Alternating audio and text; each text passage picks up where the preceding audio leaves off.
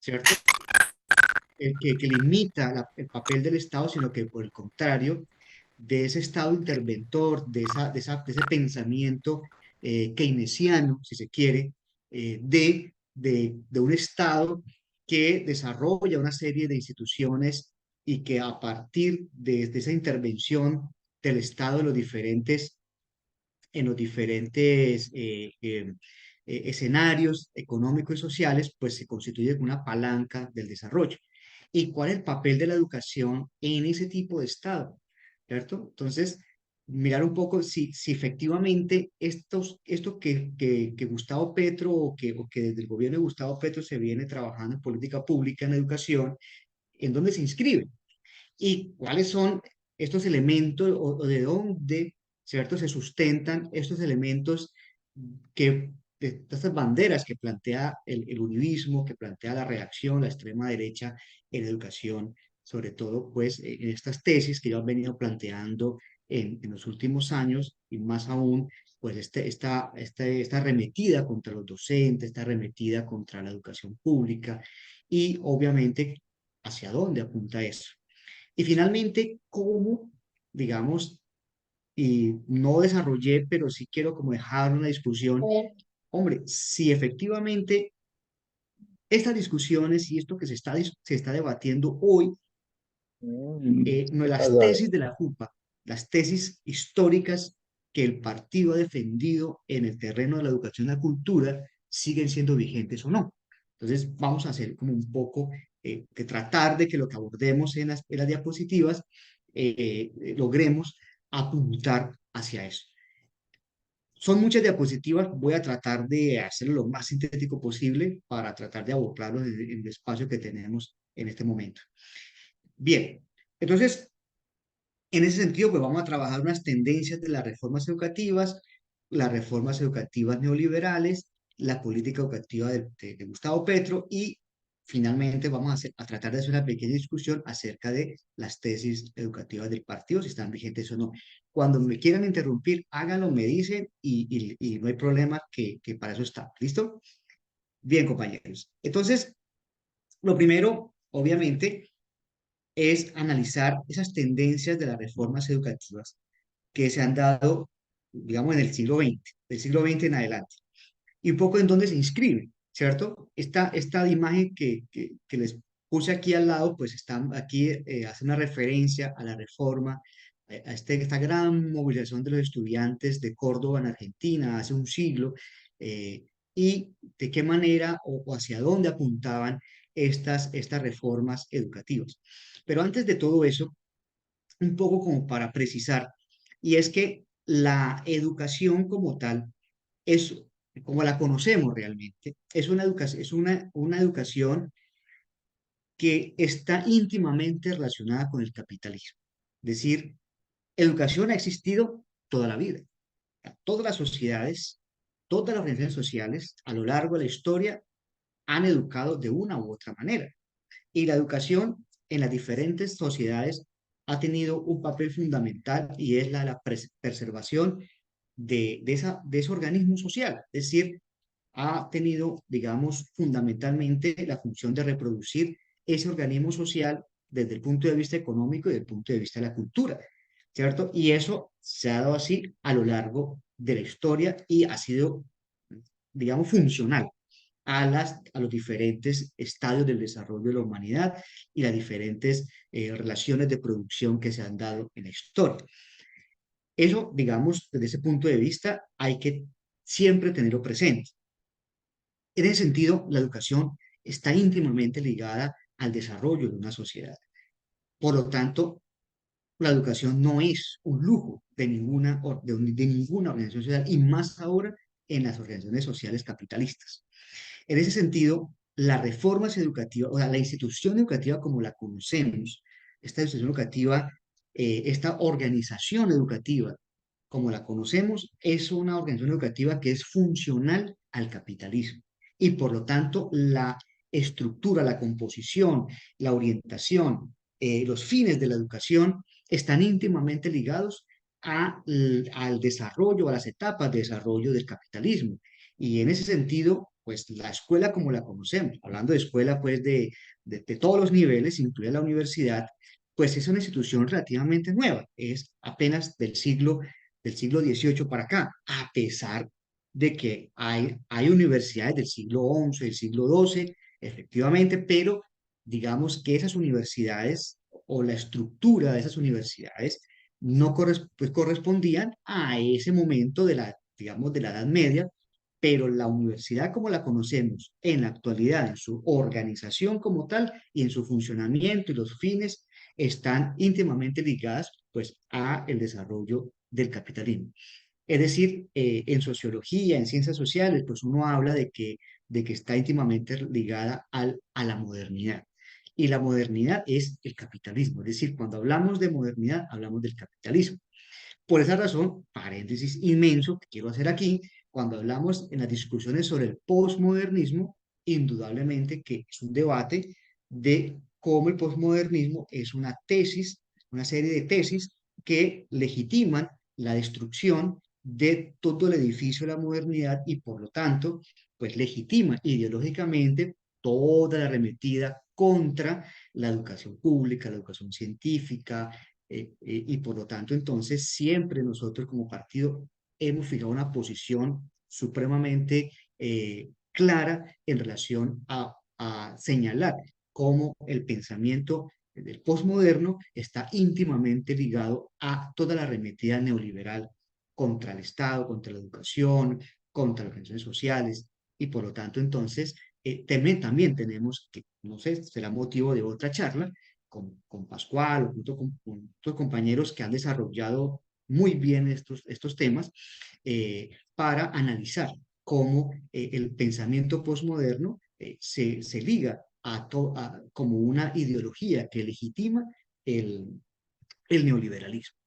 Y de eso también hay libros que lo explican muy bien.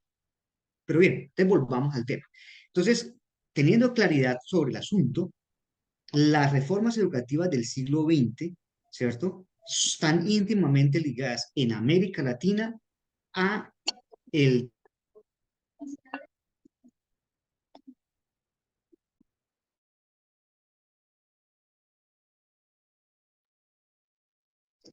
Carlos Me, Julio, se te fue.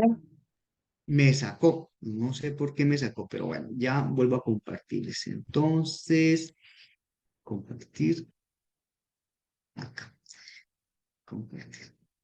Listo. ¿Están viendo, cierto? Ok. Entonces, les decía que las reformas educativas del siglo XX están íntimamente ligadas a la teoría económica desarrollista, es decir, al keynesianismo, precisamente buscando esas reformas educativas que sean funcional a las necesidades del desarrollo que impone Estados Unidos a los países de América Latina, principalmente desde los años 30 en adelante.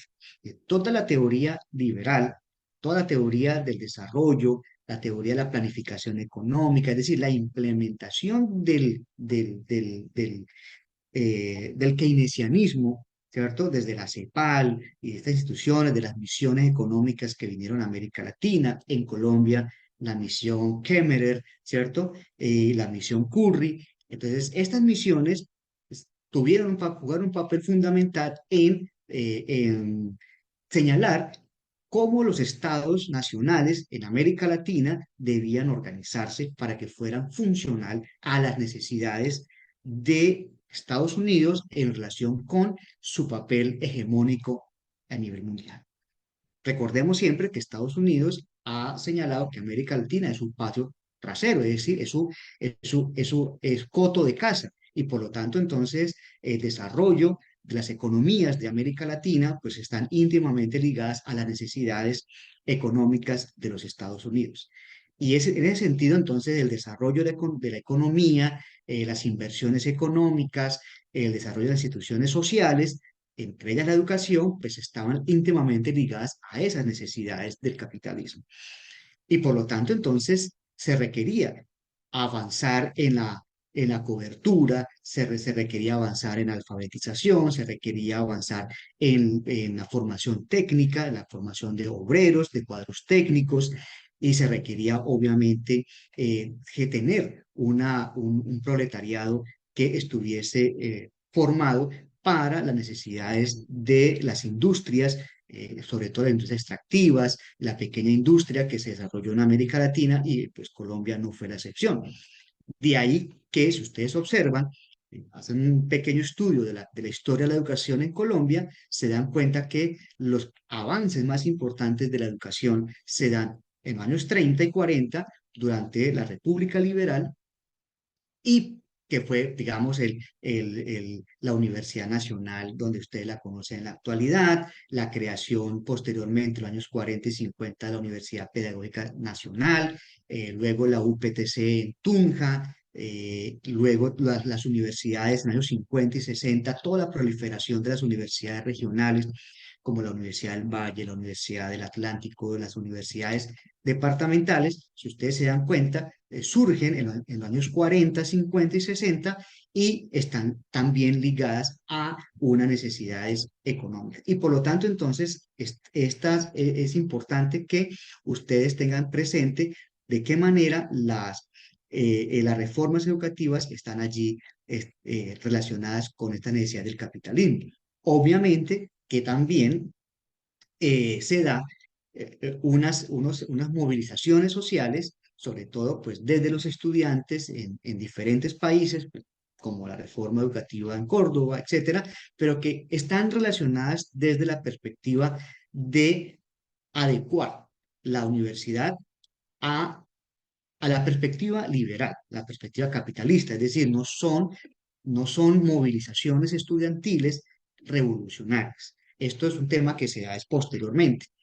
Luego, entonces, en la segunda mitad del siglo XX, tenemos, aparte de este proceso desarrollista, hay otro elemento que es fundamental y es cómo las misiones educativas o la política educativa también entran en contradicción o en polarización con, obviamente, el surgimiento del movimiento social revolucionario, ¿cierto? Y allí entonces es importante señalar cómo a partir de los años 60 se da, digamos, esa discusión, por un lado, entre estas políticas educativas funcionales al capitalismo y por otro lado, también el surgimiento ya de un movimiento estudiantil, profesoral, etcétera, que tiene una connotación revolucionaria. Y esto plantea entonces dos grandes corrientes antagónicas. Por un lado, todas las teorías tecnocráticas y modernizantes, es decir, el funcionalismo, ¿cierto? Y por otro lado, toda pues que está ligada a una pedagogía de la dependencia, una teoría de la dependencia, ¿cierto? Y por otro lado, una pedagogía revolucionaria, una pedagogía libertaria o de la liberación, etcétera, es decir, una postura revolucionaria. Y en esto pues está el partido, la JUPA, pues tiene un papel fundamental en el movimiento estudiantil del 71. Es decir, el 71 está ligado a eso, precisamente. Cómo precisamente el movimiento estudiantil 71 lo que hace es rechazar estas tendencias modernizantes, esas tendencias desarrollistas, tecnocráticas, que harían que la universidad fuera funcional a las necesidades del capitalismo. Previo al 71 se había dado el plan ATCON, ¿cierto? Se había dado la reunión de Punta del Este, que ahorita vamos a mencionar, y a partir de esos elementos, en el marco de toda el plan de Kennedy en América Latina para impedir, digamos, para unificar América Latina en un solo bloque, para impedir el avance de la Revolución Cubana y el avance digamos, del movimiento revolucionario en América Latina. La educación juega un papel fundamental precisamente como contención ideológica de eso. Y obviamente se enfrenta todo esto a un escenario universitario que bullía ideológicamente en estos debates. Y por lo tanto, entonces, cuando miramos la historia del 71, pues nos damos cuenta cómo el 71 es una reacción por un lado, a una universidad que está a espaldas de las necesidades del país. Dos, una universidad cooptada por intereses externos a, a los estamentos universitarios. Y tres, o una universidad que está sometida a estas misiones, a esta política que viene de Estados Unidos y cómo la comunidad educativa reacciona frente a ello planteando unas tesis como las tesis del programa mínimo y el cogobierno, que pues, la CUPA fue protagonista de este proceso. Pero digamos que están en ese marco, en esa discusión, ¿cierto? Y en ese sentido, entonces, toda la reforma educativa en los años 60, la creación del ICFES, la creación del ICETEX, la reestructuración de las universidades por departamentos, todo el tema de la creación de los INEM, de los CITA, todos estos elementos de la educación están íntimamente ligados a la Alianza para el Progreso y a los elementos planteados desde la reunión de Punta del Este que, digamos, que cimentó las bases de toda la arremetida de los Estados Unidos en educación, señalando cuáles eran los elementos que debía tener la educación en América Latina. Por esa razón, si nos damos cuenta, las reformas educativas durante el siglo XX y lo que va del siglo XXI están íntimamente ligadas a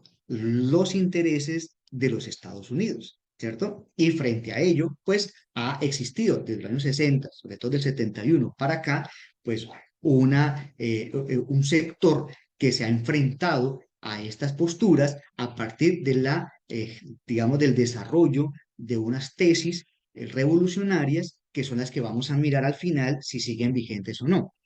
Bien, entonces, en ese sentido, la Alianza para el Progreso pues, planteó pues, que, digamos, la necesidad de acabar con el analfabetismo, de aumentar la cobertura educativa y sobre todo de fomentar la educación técnica y la educación superior. Eso, digamos, es muy importante. ¿Por qué? Pues porque se necesitaba era que que la educación, la escuela, estuviese ligada a esas necesidades económicas. Y sobre todo, entonces, y desde un pensamiento técnico, de la organización del currículo, desde el punto de vista técnico, la organización, la estructura organizativa, tanto de la escuela como de la universidad, y el SENA, etcétera, todo esto ligado a el adiestramiento y sobre todo entonces a formar maestros que fueran instructores, ¿cierto? Y más adelante, en los años 70, se da todo el tema, por ejemplo, de la tecnología educativa, de la educación por objetivos, y todo esto ligado precisamente a esta perspectiva del adiestramiento de maestros técnicos y especialistas. Frente a eso, obviamente que el magisterio desarrolla las tesis del movimiento pedagógico en los años 80, donde plantea la posición de avanzada del movimiento pedagógico, donde el partido también jugó un papel muy importante en este movimiento pedagógico de cuál debía ser el papel de la educación y cuál debía ser el papel del maestro, no como un funcionario técnico, un instrumento, ¿cierto?, que reproduce un currículo, sino por el contrario, una perspectiva crítica, una perspectiva de transformación, una perspectiva revolucionaria y sobre todo digamos, desde la función de la democracia y la autonomía escolar y el papel de la educación, digamos, y la cultura en un país neocolonial como Colombia. Es también muy importante, digamos, que está íntimamente ligado estos elementos. En los años 80, entonces, vienen ya los inicios del proceso digamos, el germen del neoliberalismo.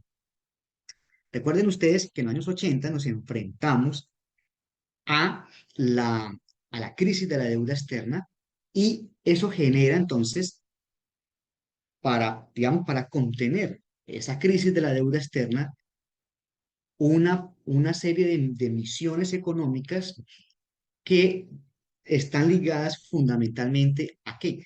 A buscar que los países de América Latina que se habían superendeudado en los años 70 y que, como el caso de Argentina, el caso de México, el caso de Brasil, el caso de Uruguay, tenían grandes deudas y tenían una hiperinflación, entonces estos países debían garantizar el cumplimiento de la deuda externa. Y los demás países como Colombia, pues también. Entonces, a partir de esos elementos, ¿cómo garantizar por parte de, cómo lograr por parte de Estados Unidos que los países de América Latina siguieran pagando oportunamente la deuda externa? Pues era a partir de una serie de reformas fiscales que estuvieran ligadas a que el Estado fuese desentendiéndose de sus responsabilidades financieras, es decir, con la financiación de los sectores sociales. Y en ese sentido, entonces, las reformas educativas de los años 80 estaban ligadas fundamentalmente a la reorganización del sistema, a la financiación y ligado a la descentralización. Es decir, el discurso fundamental de las reformas educativas de los años 80 es la descentralización, ¿cierto? Es decir, es la transferencia de los recursos y responsabilidades del Estado central. ¿A dónde? En el caso de Colombia, a los departamentos y los municipios. Y en ese sentido, entonces, se dieron en el gobierno de Belisario, fueron los primeros elementos de estas reformas de descentralización que implicó, pues, por un lado, la elección popular de alcaldes, por otro lado, entonces, la descentralización administrativa y financiera, las reformas tributarias, en las que los entes municipales empezaban a tener mayor peso en la tributación, y estos elementos fueron dando origen a lo que más adelante, en los 90, sería toda la arremetida neoliberal. Obviamente que en otros países como Chile, fundamentalmente, que fue el gran laboratorio del neoliberalismo en América Latina bajo la dictadura de Pinochet, pues avanzó mucho más entre las reformas neoliberales en los años 80, y esto sirvió como elemento para que se reprodujera lo que se había hecho en Chile en los demás países, es decir, las reformas educativas, la reforma a la seguridad social, la reforma a la salud, etcétera, etcétera. Todos estos elementos que se implementaron en Colombia a partir de los años 90 son un reflejo del modelo que se implementó en Chile en los años 80. Chile fue el gran laboratorio del neoliberalismo en América Latina. Entonces, en ese sentido, la descentralización fue una descentralización administrativa y financiera, ¿cierto? Pero no hubo un avance en autonomía escolar, no hubo un avance en democracia escolar, no hubo un avance en que las comunidades educativas tuviesen una mayor autonomía en el desarrollo del currículo y de la dirección de las instituciones educativas. Entonces, porque esto es un debate que se da ya posteriormente en los años 90. No sé si voy muy rápido, si voy muy rápido me dicen, ¿vale? Esto es para tratar como de ir agotando las diapositivas. Y para ir también avanzando mucho en este tema y no quedarme tanto en esta época. Entonces, como les dije ahorita rato, la reforma de los 80, pues, sentaron las bases del neoliberalismo, ¿cierto? En Colombia, recordemos que la adecuación neoliberal se dio fundamentalmente desde el gobierno de Virgilio Barco, pero fundamentalmente desde César Gaviria.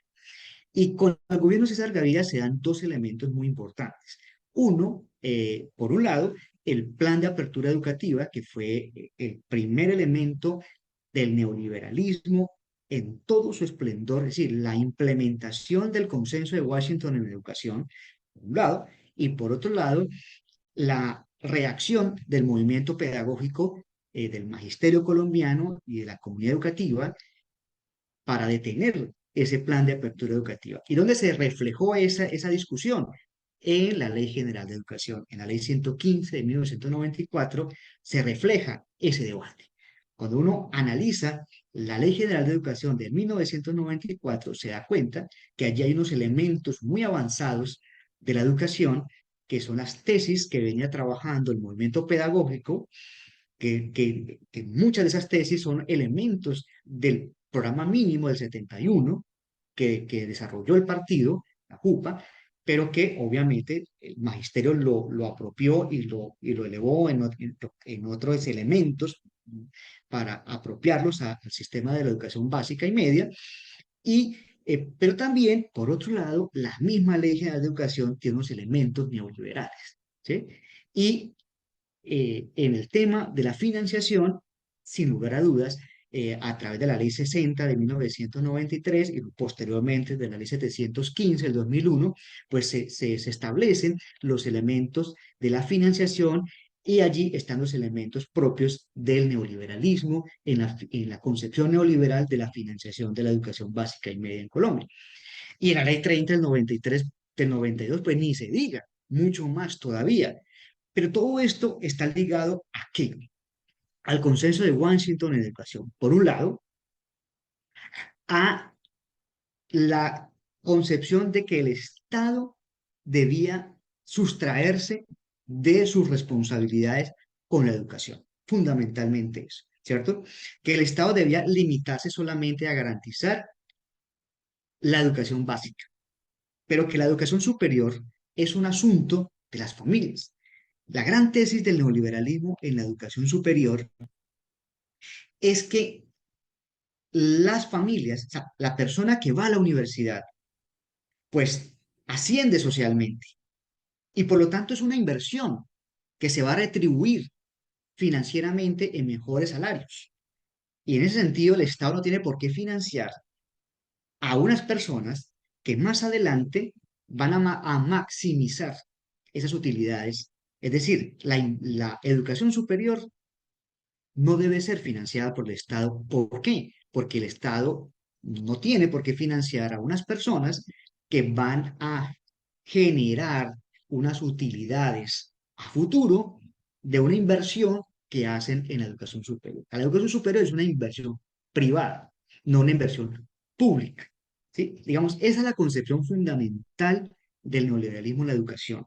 Y por lo tanto, entonces, el Estado lo que debe crear es o sea, el Estado en vez de intervenir en el mercado, en la educación superior o en la educación en general, el Estado lo que debe crear es un marco institucional que garantice el funcionamiento del mercado. Es decir, que los agentes económicos puedan participar en ese mercado, es decir, oferentes y demandantes puedan participar en ese mercado libremente y que la elección por parte de los demandantes, en este caso los usuarios educativos, de las mejores ofertas educativas, pues tiene que ser a partir de unos indicadores, es decir, una elección racional de ese servicio educativo. Por lo tanto, el Estado lo que tiene que hacer es crear un conjunto de instituciones, de sistemas de información que garanticen la elección racional, libre por parte de los usuarios de esos servicios educativos. En ese sentido, el Estado no tiene, cuando el Estado financia a la universidad, cuando el Estado financia la educación, cuando el Estado se vuelve un agente que interviene y rompe esa armonía del mercado. Ahora bien, el mercado tiene unas externalidades que llaman los economistas. ¿Qué son las externalidades? Cuando una persona no tiene con qué pagar. Entonces, ahí el Estado sí puede intervenir. ¿Para qué? Para que a través del subsidio a la demanda, en este caso los bonos educativos, los famosos vouchers, a través de programas como Ser Piro Paga, que vamos a ver más adelante, entonces el Estado le otorgue esos recursos a la persona para que la persona pueda entonces escoger el servicio educativo.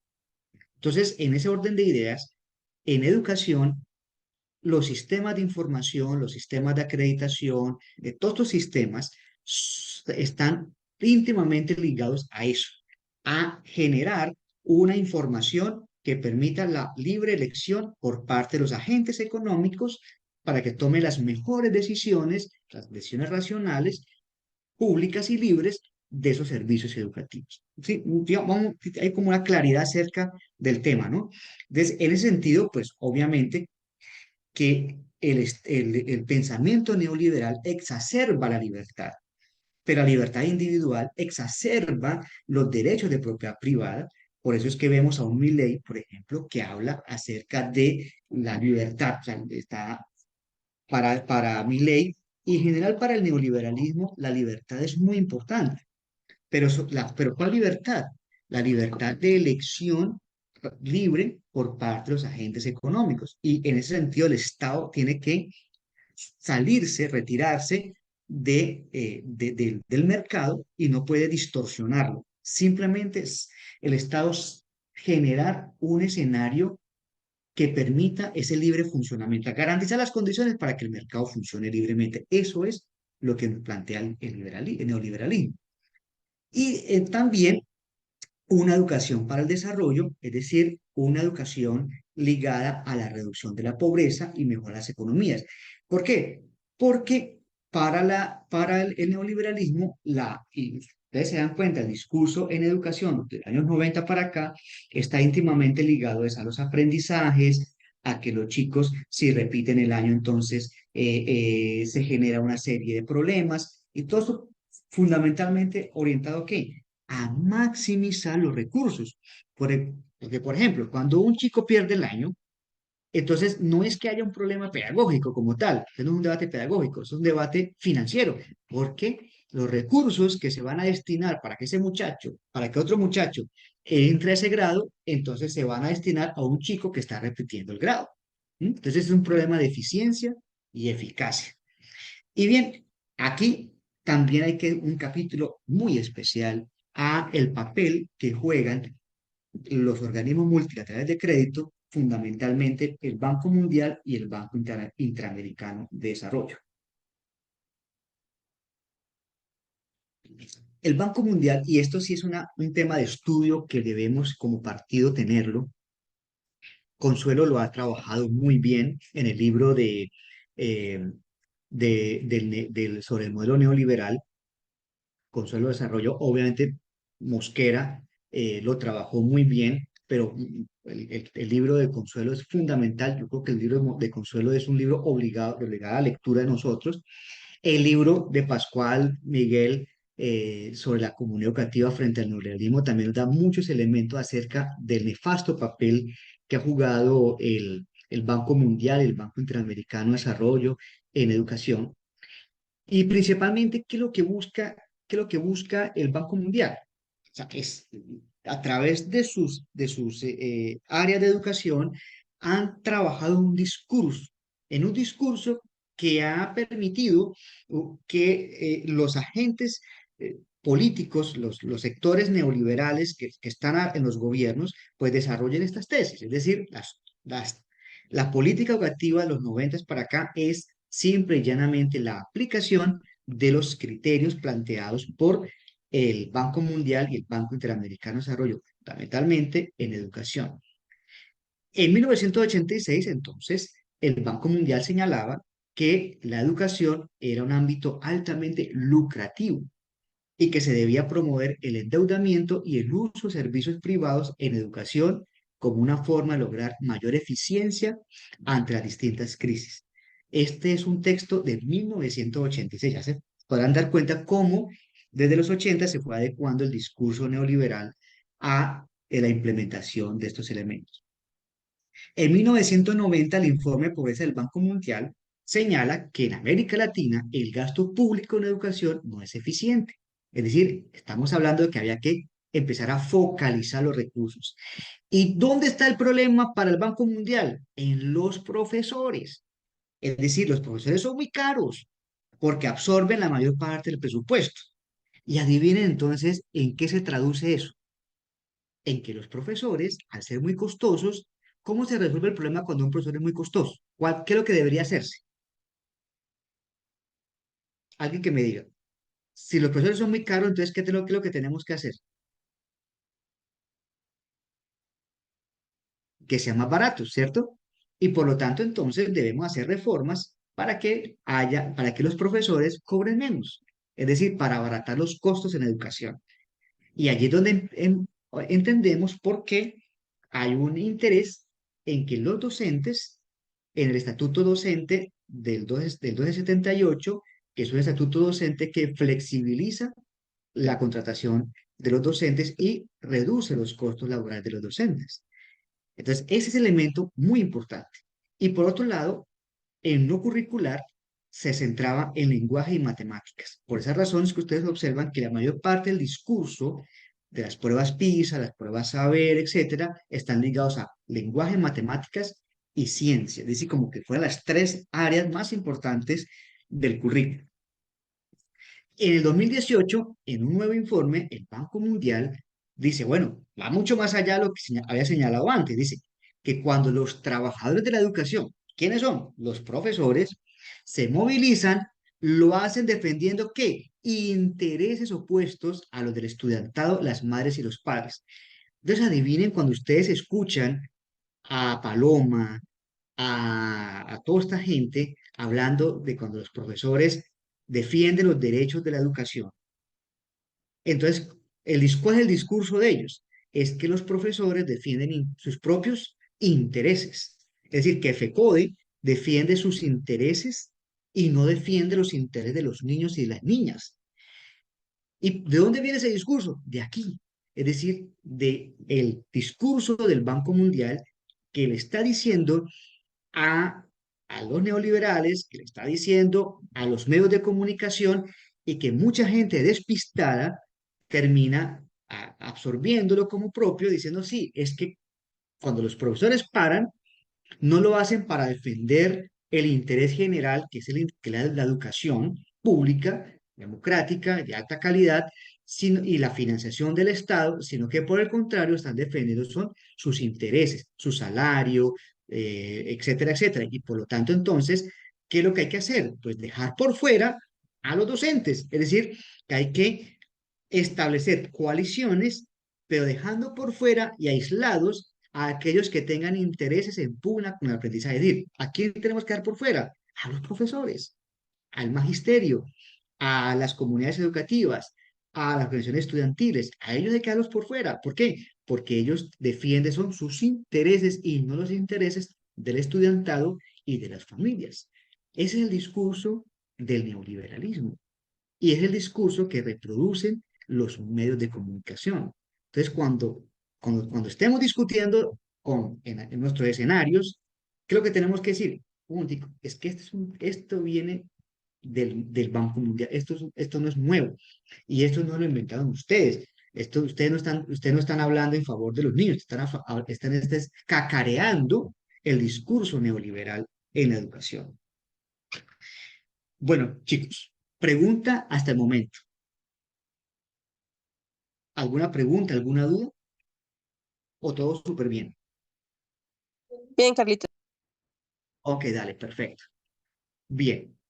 Entonces, ya viendo el escenario digamos, del contexto de las reformas, ahora miremos cuáles son las reformas, ¿cierto? ¿Cuáles fueron o cuáles son los principales elementos de las reformas neoliberales?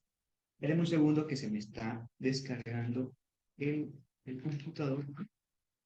Entonces, denme un minuto porque tengo que salir de acá.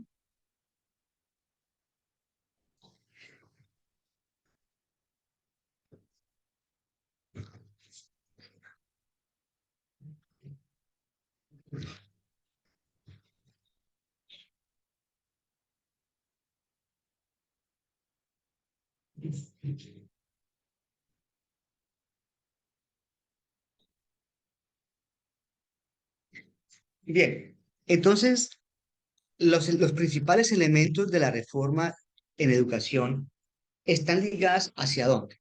Por un lado, un cambio en la administración, en la gestión pública de las escuelas, que fundamentalmente está ligada a profundizar la descentralización, implementar nuevas competencias eh, en las escuelas, las universidades, y fundamentalmente en adecuar a implementar los elementos propios de la empresa en la escuela, la planificación, todos esos elementos que están ligados a la estandarización, etcétera, que son criterios empresariales que buscan es maximizar el rendimiento escolar.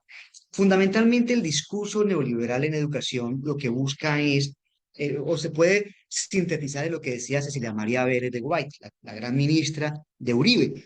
Cecilia María decía, hay que hacer más con menos.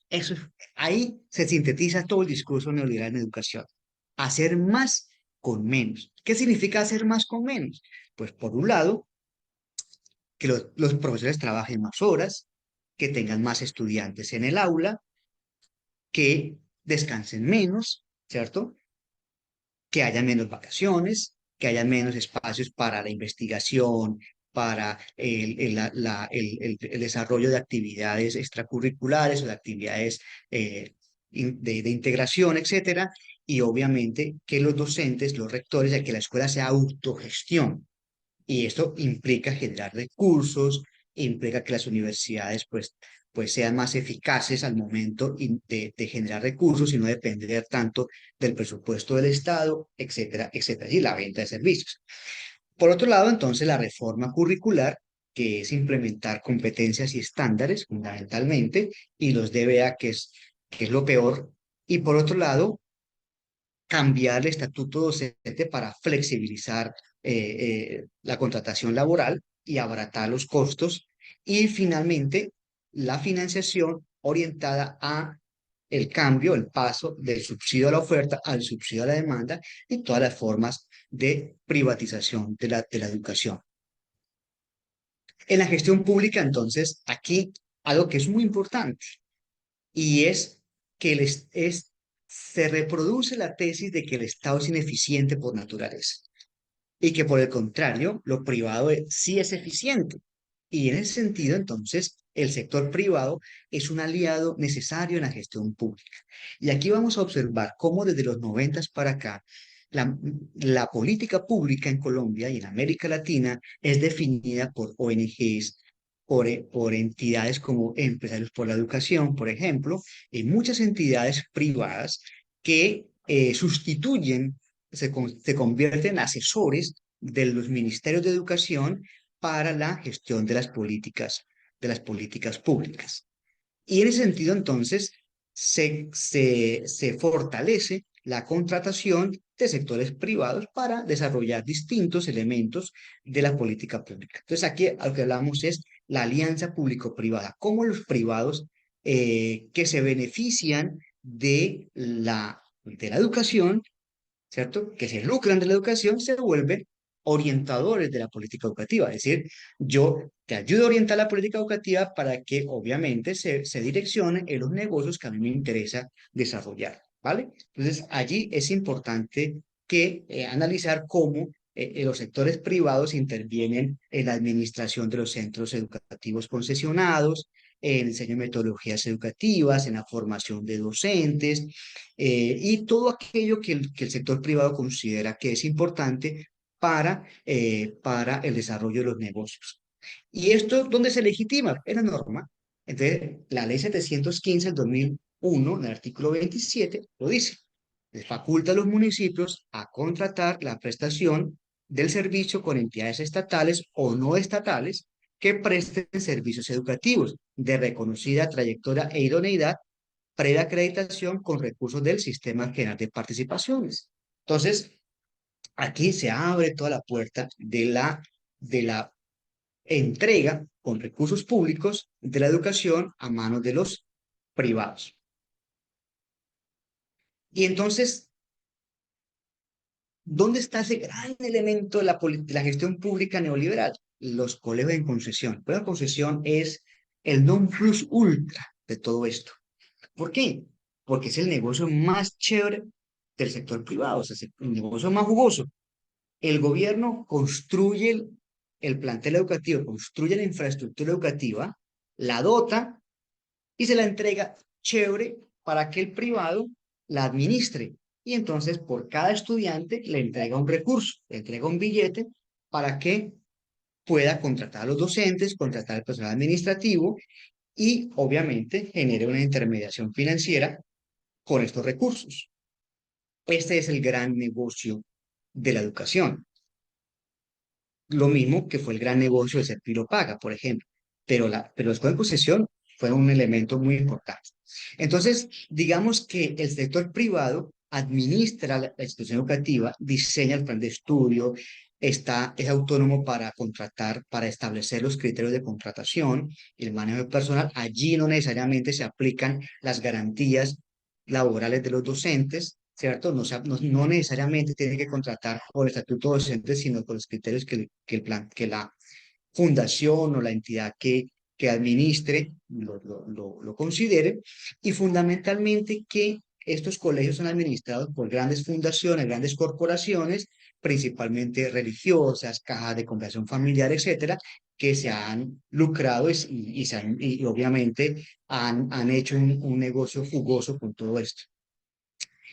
Pero también se ha dicho que estas instituciones administradas por los privados, por los concesionados, son mejores que los colegios oficiales.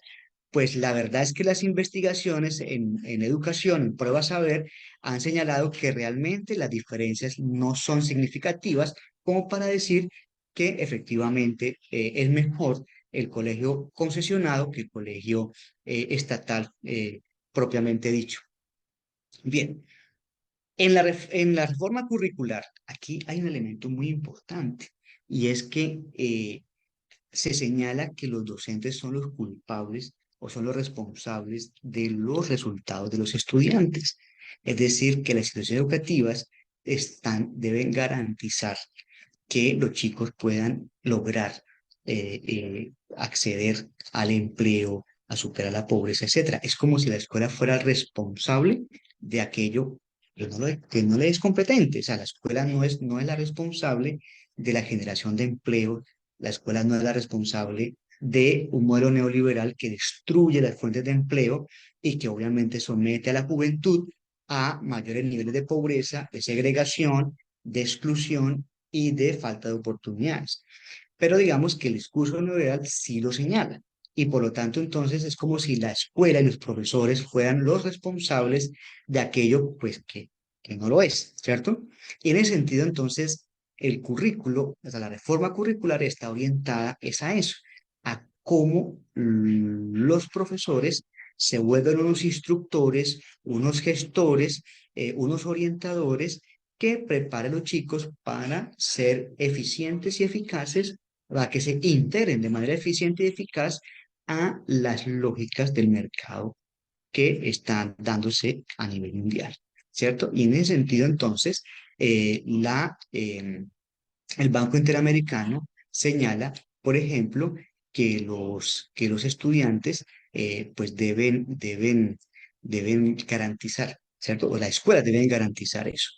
Y sobre todo entonces, que en ese sentido el sector privado debe participar en ello. Es decir, que esto no es un asunto solamente de los profesores, de las comunidades educativas, sino que son los particulares que también tienen que intervenir en estos procesos. Y en ese sentido, entonces, estamos hablando que deben haber unos acuerdos, unos pactos, unas visiones compartidas por parte de los diferentes actores y agentes educativos. Y todo apunta hacia dónde? Fundamentalmente a dos cosas. Por un lado, que los profesores son muy caros, ¿cierto? Muy caros para el sistema público. Y por otro lado, pues, que los profesores tienen que ser facilitadores. ¿M? Y por lo tanto, cuando hablamos de facilitadores, desde la estandarización curricular, entonces lo que se va a permitir es que más adelante no se requiera un profesional de la pedagogía, un educador que, eh, que sea formado, ¿cierto?, en lo más avanzado del conocimiento pedagógico, ¿cierto?, sino que por el contrario, cualquier persona que tenga una formación pueda realmente desarrollar estos currículos estandarizados.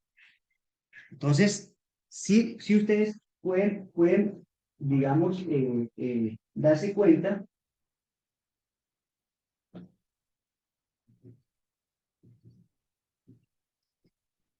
ustedes se pueden dar cuenta cómo efectivamente los profesores eh, pueden ser reemplazados, ¿cierto? Y si ustedes observan el discurso de Paloma Valencia el uribismo en la discusión sobre la reforma al Estatuto de la Educación, ¿cuál era el gran amigo que ellos decían? Que es que los profesores hay que evaluarlos, si son responsables, los profesores son responsables de los resultados de los chicos en las pruebas saber.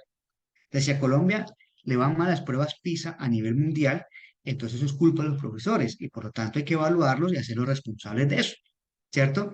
Y en ese sentido, entonces, pues hay que cambiarlos porque si los profesores no sirven, pues hay que buscar unos facilitadores, ¿cierto? Unos asesores académicos que puedan administrar un currículo ya estandarizado.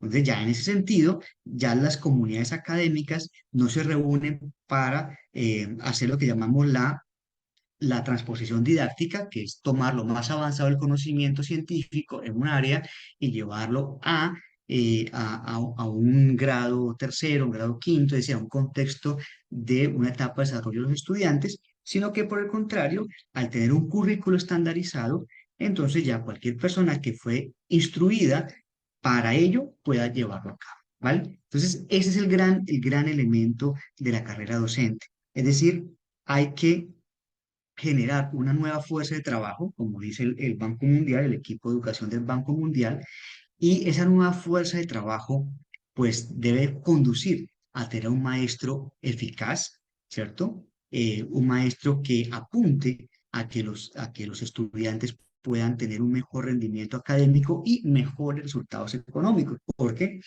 como insistimos, la educación es una inversión que se redunda en un lucro financiero, ¿vale? Bien, y también entonces, en ese sentido, el Banco Mundial ha señalado que se debe trabajar a nivel global en una gran reforma global de la carrera docente, que debe girar en torno a qué? Por un lado, a valorar mejores modelos de costos, es decir, cuánto es que realmente vale un docente y cómo debe trabajarse en cada país ese modelo de costos y tener una gran información, datos sólidos acerca de las funciones de la fuerza laboral educativa y sus características, es decir, qué es lo que hacen los maestros y si se necesitan o no se necesitan, es decir, hacer una reingeniería de los docentes, porque posiblemente sobren docentes para el discurso neoliberal, ¿cierto? Y por lo tanto, entonces debemos mirar si efectivamente, a partir de esta información, este cruce de datos, poder entonces prever una oferta, una demanda y un costo de la fuerza laboral actual y futura.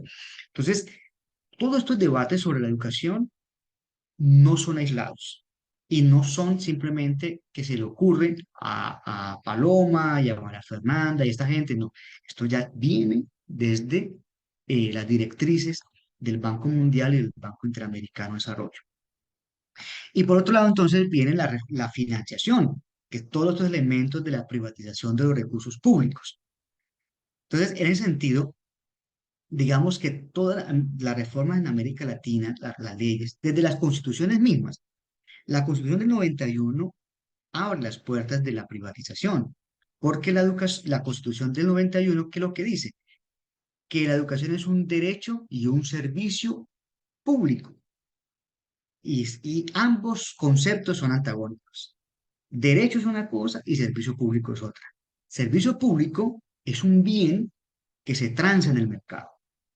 Y un derecho, por lo tanto, no es un bien y por lo tanto no se transa en el mercado.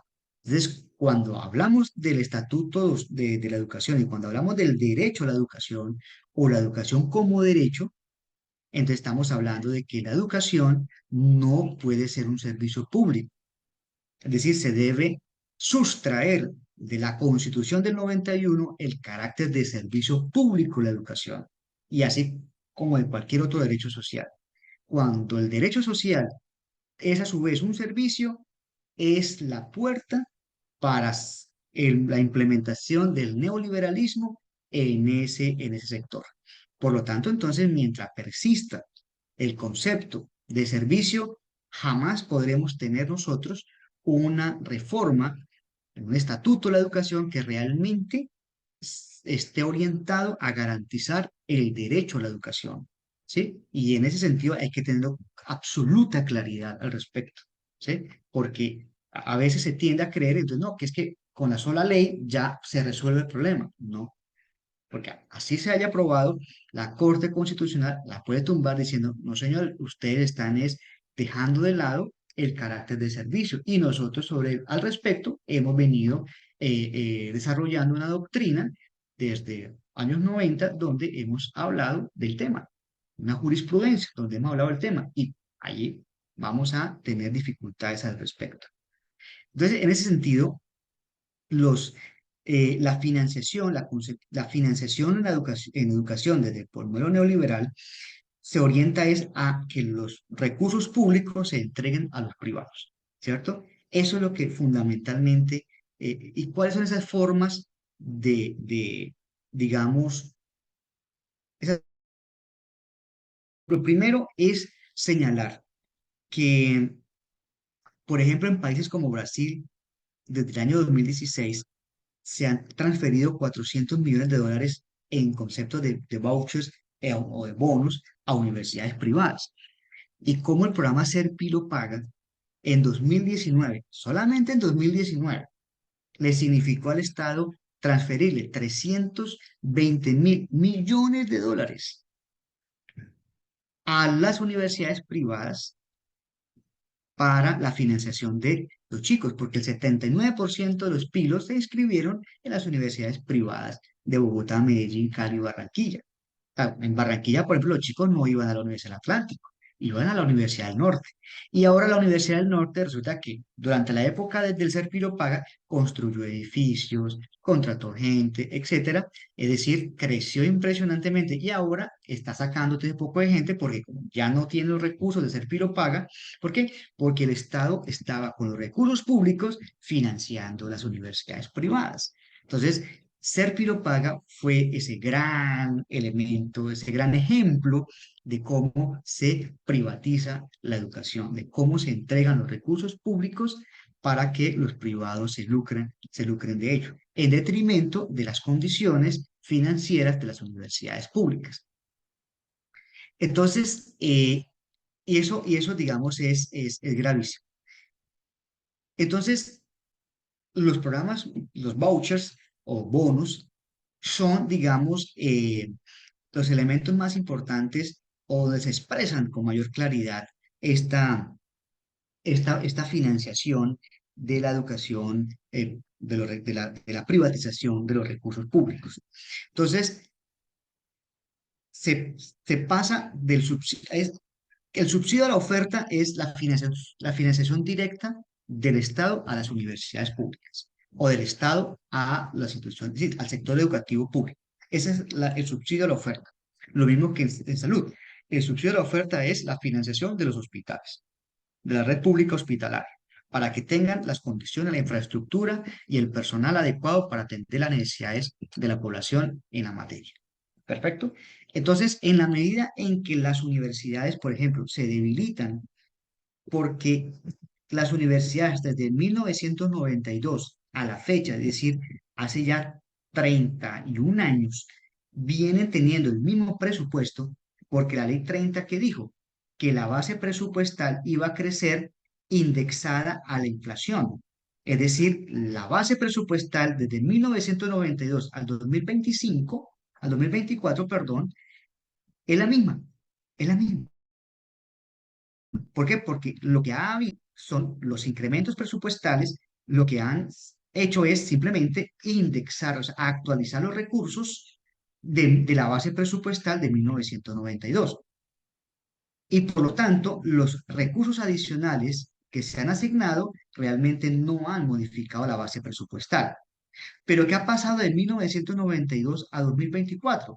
Pues que las universidades han crecido en cobertura, que los profesores ya la mayoría son magísteres, tienen doctorado, hacen investigación y por lo tanto pues el pago de los docentes es mucho más alto, las inversiones en tecnología, todos esos recursos que la universidad ha tenido que invertir para, obviamente, desarrollar una educación del más alto nivel pues cuesta. Pero si la base presupuestal sigue siendo la misma, el resultado es, obviamente, que la universidad está en crisis financiera y por lo tanto, entonces, Así aumentemos los recursos del presupuesto. Si no modificamos la base presupuestal, seguirá habiendo lo mismo. Por esa razón, que en particular yo personalmente no estoy de acuerdo con la matrícula cero. ¿Por qué? Porque es que la matrícula cero realmente no atiende el meollo del asunto. ¿El meollo del asunto cuál es? Es cambiar el esquema de financiación de la universidad pública. ¿Para qué? Para que la base presupuestal se actualice a las necesidades reales, a la situación real de la universidad y que la financiación no esté atada a la inflación, sino que por el contrario crezca de acuerdo con las necesidades de la universidad. Es decir, como dijo la Corte Constitucional en la sentencia C-220 de 1997, que me gustaría que usted la leyeran porque plantea los elementos importantísimos de la autonomía universitaria y señala que precisamente es la universidad la que define su presupuesto de acuerdo con sus fines sociales y es el Estado el que tiene que garantizar esa financiación. Si la universidad no puede estar supeditada a, a la indexación, a la inflación y por lo tanto entonces de que los- su presupuesto decrezca, ¿cierto? Porque las necesidades de la universidad de materia presupuestal son más altas respecto de la base presupuestal. Por lo tanto, entonces, la matrícula cero realmente no atiende la necesidad real de la universidad. ¿Mm?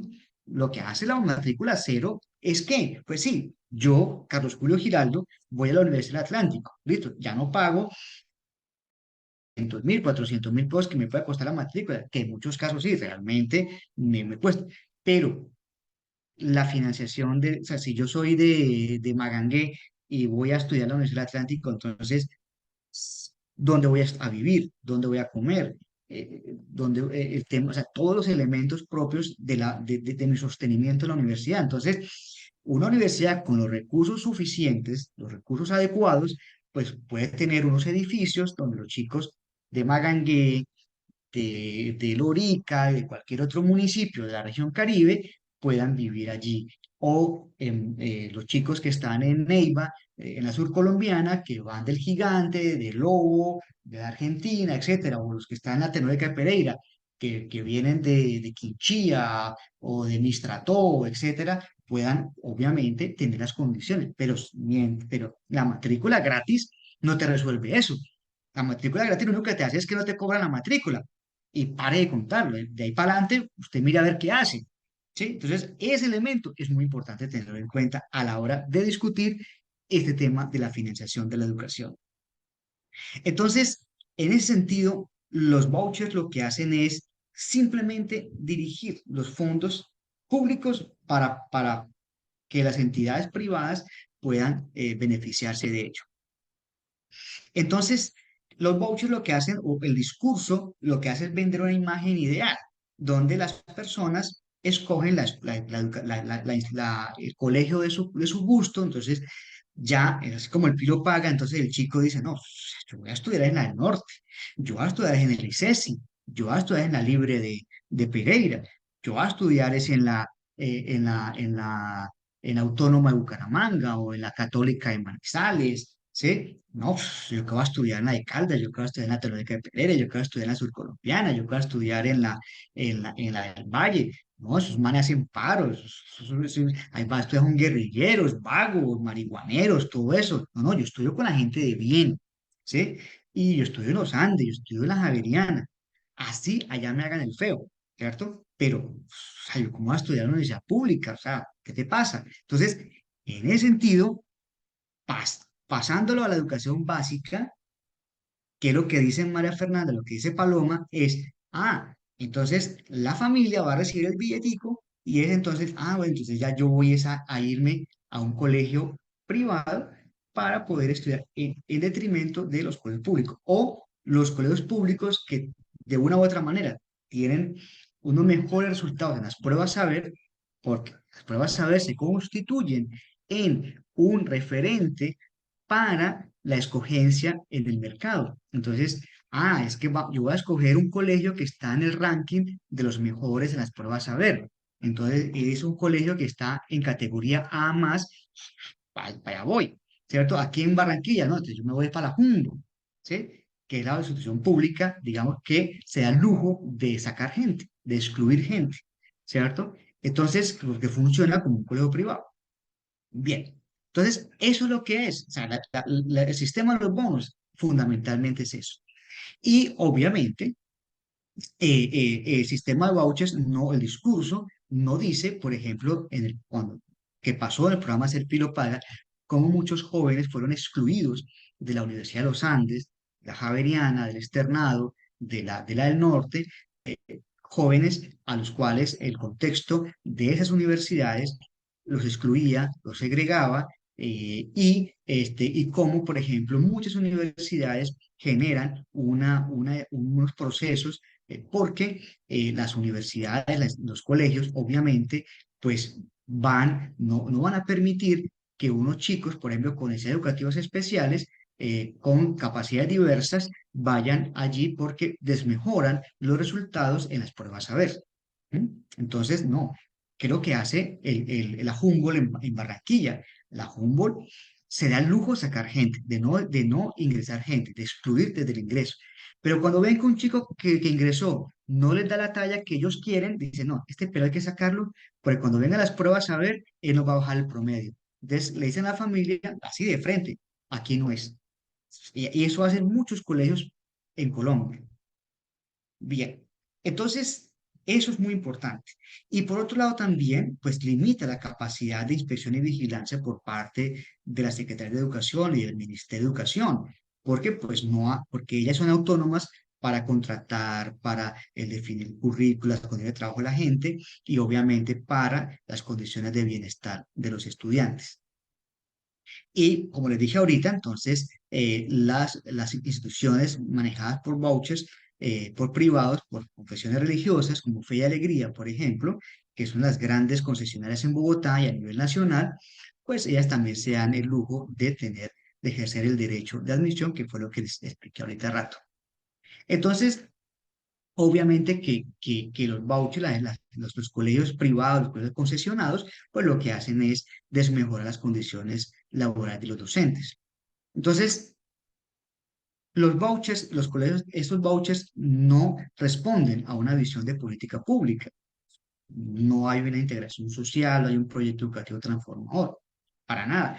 Lo que hace es, obviamente, reproducir una formación técnica, una formación instrumental orientada exclusivamente a las pruebas saber. El otro elemento de la reforma neoliberal pues son las escuelas charter o las escuelas en concesión, que Bogotá es el ejemplo mundial. O sea, para América Latina, la implementación de los colegios en concesión, el laboratorio más importante ha sido Bogotá. ¿Sí? Ese ha sido el más importante. Y obviamente, pues, la idea es extenderlo en todo el país, ¿cierto? Y lo que quería en ese NICO que metieron en el Estatuto de la Educación, pues era eso, era meter los vouchers y meter los colegios de concesión y ampliarlo a nivel nacional. La Alejandro Álvarez Gallego, que es viceministro de Educación Básica, que viene de la pedagógica, pues no sé qué fue lo que les pasó y se van a meter los dedos en la boca con ese tema. Porque muchas veces no tienen claro este debate. Y eso es muy importante. A veces los que están en los ministerios, así estén en un gobierno como el de Petro, no tienen claro el asunto. ¿Sí? Y entonces nos dejamos enredar con esos discursos. Lo digo yo que trabajo en temas privados y obviamente pues estas discusiones son diarias y obviamente las instituciones privadas siempre buscan la manera de lograr apropiarse los recursos públicos para el lucro privado, ¿cierto? Bien, y los colegios de concesión, pues ni se diga, ¿no? Entonces, los códigos de concesión son eso también, o sea, son un ejemplo de cómo se articula, por un lado, que el Estado le entrega al particular un colegio construido con recursos públicos y dotado con recursos públicos y y a la par entonces le entregue el subsidio a través de los vouchers para que las familias entren a esos colegios. Ese es el ideal de la privatización de la educación básica y media en Colombia. ¿Sí?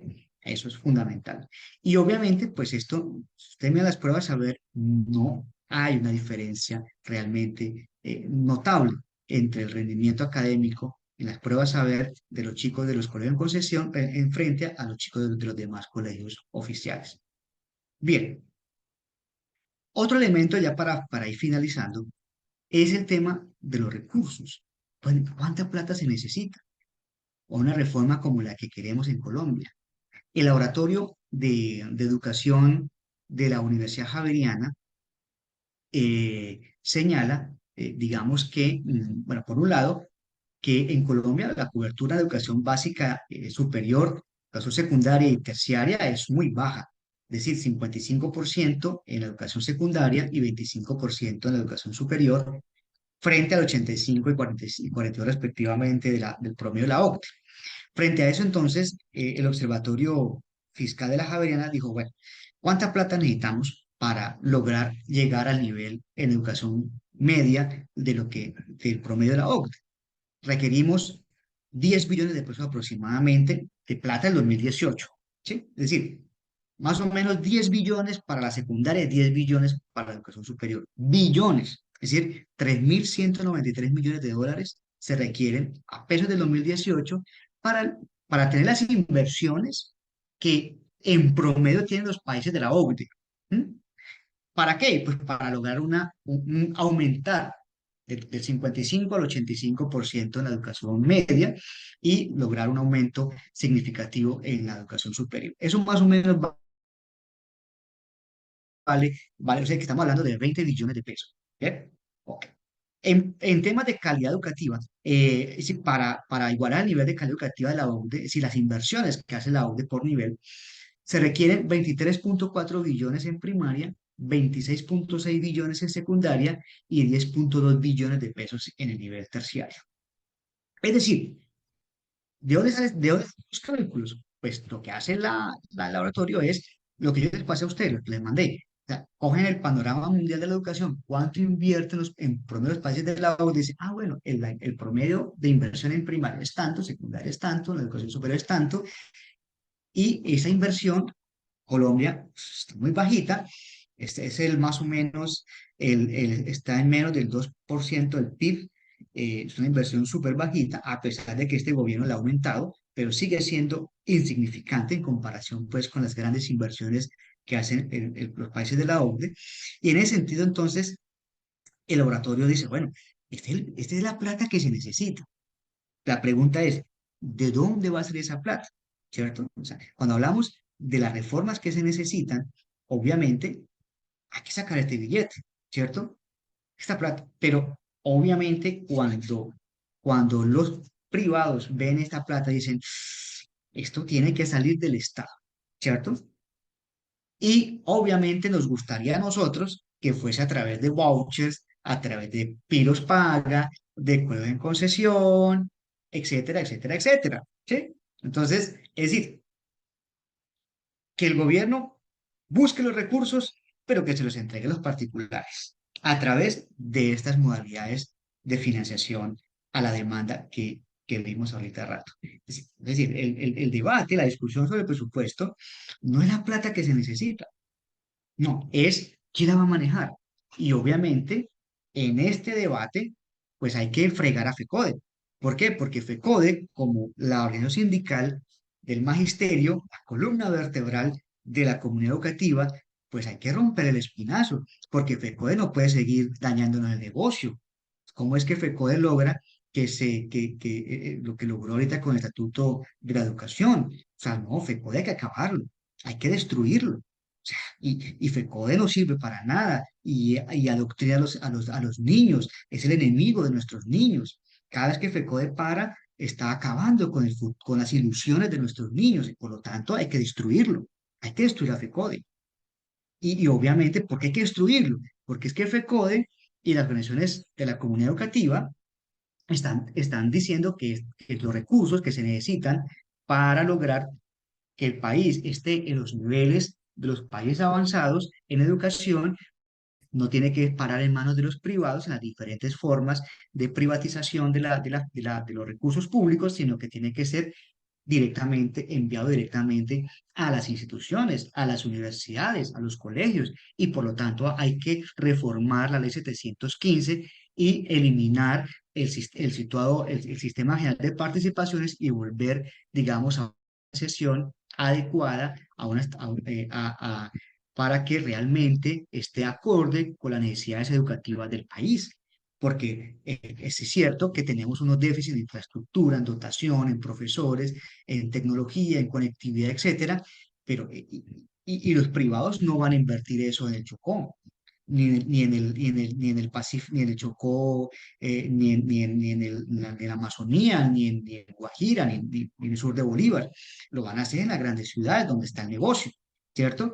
Entonces, por esa razón, la discusión de la plata no es la plata, es quién la va a manejar. Si la maneja el Estado a través de una financiación pública a la oferta, es decir, a las instituciones, o los privados a través de los subsidios a la demanda. ¿Sí? Y por lo tanto ahí el problema seguirá siendo FECODE, seguirán siendo la comunidad educativa que obviamente ha enarbolado la defensa de la educación pública y la defensa del Estado. Que esto no es una discusión marxista, esto es una discusión liberal, del liberalismo, no del neoliberalismo, sino del liberalismo de Estado, liberalismo de corte keynesiano, que obviamente defiende la intervención del Estado en la economía. Bueno, no voy a entrar aquí en las cifras porque pues ya aquí ya las más o menos ustedes las pueden tener más adelante, pero quiero ya para finalizar, de pronto ya los tiempos no nos dan, es un poco lo que Petro ha señalado, ¿no? Petro lo que ha dicho, bueno, es vamos a plantear una educación gratuita y universal.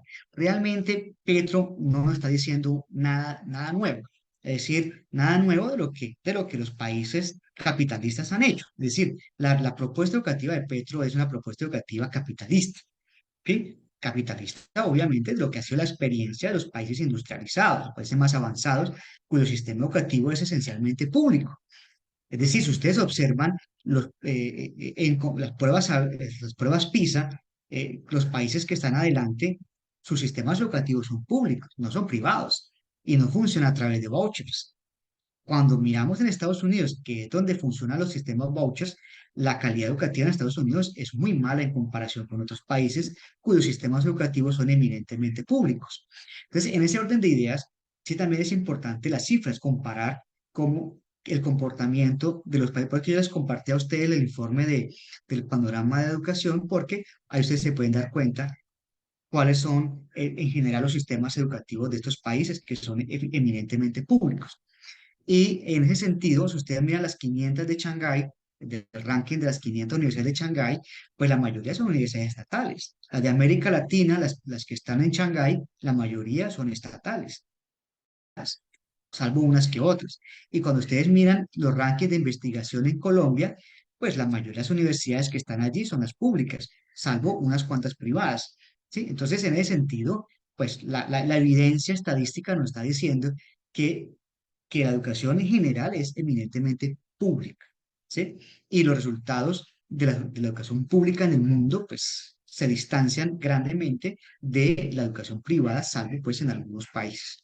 Bien, entonces, en ese sentido, lo que nos está diciendo Petro no es nada distinto a una propuesta liberal, una propuesta capitalista, ¿sí? Porque Petro no está diciendo nada distinto, no está hablando de una universidad marxista, no está hablando de una educación básica marxista, ni nada por el estilo, ¿cierto? Nada, simplemente es la garantía de que el Estado sea, digamos, quien financie la educación y que sea una educación básica, media, superior, sólida, donde las personas entren por sus capacidades y no por sus recursos económicos, por sus capacidades académicas y no por sus capacidades financieras, ¿cierto?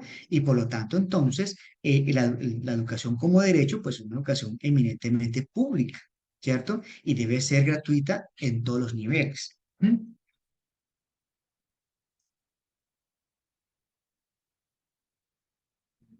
Bien. En- entonces, en ese sentido, lo que nosotros tenemos que analizar es que toda la reforma educativa de Gustavo Petro, la propuesta de política educativa de Gustavo Petro es una propuesta que fundamentalmente es liberal, es capitalista y es el fortalecimiento de lo público. Ahora bien, el tema frente a todo esto es, bueno, ¿y qué ha pasado entonces con la reforma educativa que propuso? Yo creo que ese es un tema que podemos discutir más adelante porque ya no nos da el tiempo, no nos quiero quitar más tiempo. Me gustaría que, no sé si de pronto lo hacemos dentro de una semana para seguir avanzando en este tema, la política educativa y mirar las tesis de la JUPA frente a eso, ¿sí? Porque ya creo que los tiempos no nos dieron. Entonces, no sé ustedes qué opinan. Ah, bueno, Carlos Julio, como considere. No sé qué piensan los compañeros en general.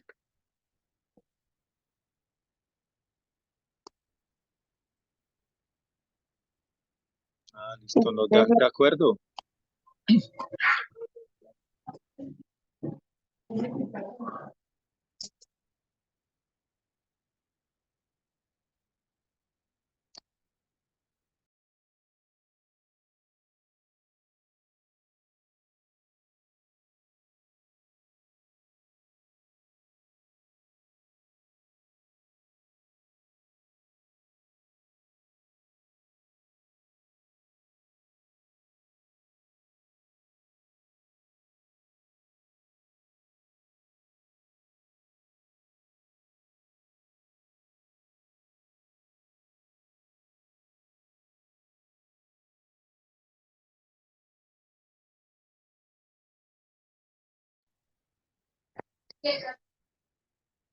bueno, compañeros, creo que ya Carlos lo sacó. Ahí está entrando nuevamente. ¿Qué me sacó? Creo ¿Qué que el decían mismo sistema ustedes? fue el sistema, fue el sistema.